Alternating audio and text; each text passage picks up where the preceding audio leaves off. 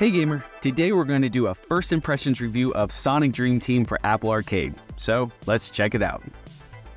When you first start the game, you're greeted with an anime style intro that feels a lot like the Sonic CD intro, so immediately off to a good start, right? For a few decades now, there have been two flavors of Sonic games, your traditional side-scroller and 3D platforming. Dream Team falls into the latter category where Sonic and his friends like Tails, Knuckles, Amy, and these guys, honestly, I really slowed down on playing Sonic games after Dreamcast Sonic Adventure, so I've fallen out of the loop with all these characters that they keep adding. Anyway, like I was saying, Sonic and everyone else gets trapped into the dream world with Eggman. Here you'll meet another new character who controls the dream world. Her name is spelled A-R-I-E-M, pronounced R-E-M. Get it? Dream world or not, it pretty much feels like your typical Sonic space. You've got rails and jump pads. There are enemies, but I have found that they were sparse and just sort of stood there, almost like an afterthought. Your real challenge is navigating the platforming of the levels. The structure of the levels is that different dreams or worlds each contain 4 acts, and each of those contain 5 levels.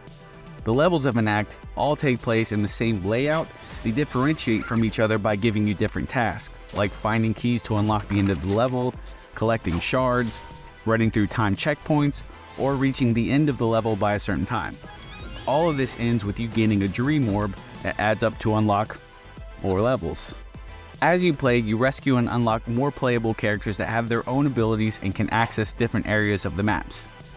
At the end of each world, you'll have a boss battle, which the boss to the first world was really cute and clever, but only having bosses at the end of the worlds means that you'll have to get through about 15 levels, so they're gonna be few and far between. Let's get to controls. I started playing with touch controls on my iPhone, and that, like in most cases, wasn't the best. Not the game's fault, just the nature of the beast.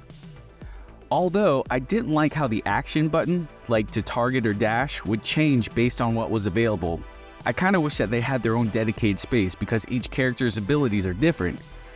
I'm not explaining that well, but I was getting confused by it.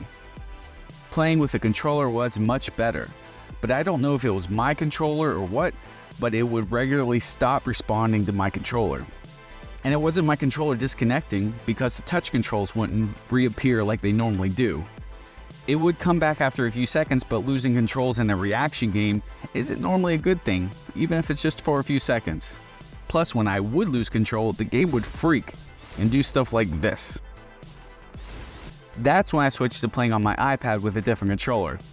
This is when I found out that even though the game advertises crossplay across devices, I found that my save was there, but my progress that I made from playing on my iPhone was not.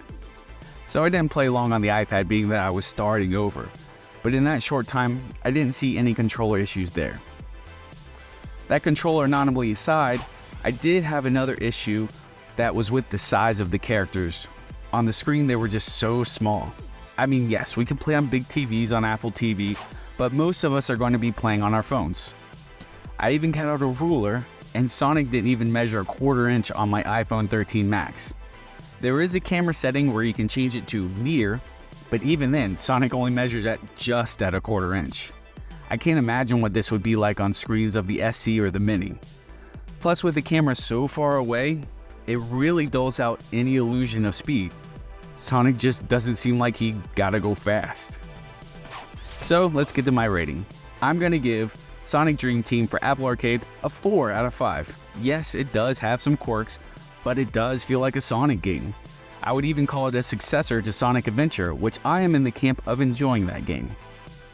If you're looking for other games like this on Apple Arcade, you're not going to find a lot of 3D platformers, but there are a lot of good side-scrolling platforms like Castlevania, Grimoire of Souls, or Shadow Blade Plus. Well, that'll do it for today. Be sure to like and subscribe for more Apple Arcade game reviews, coming soon, and top 5 lists. See you next time.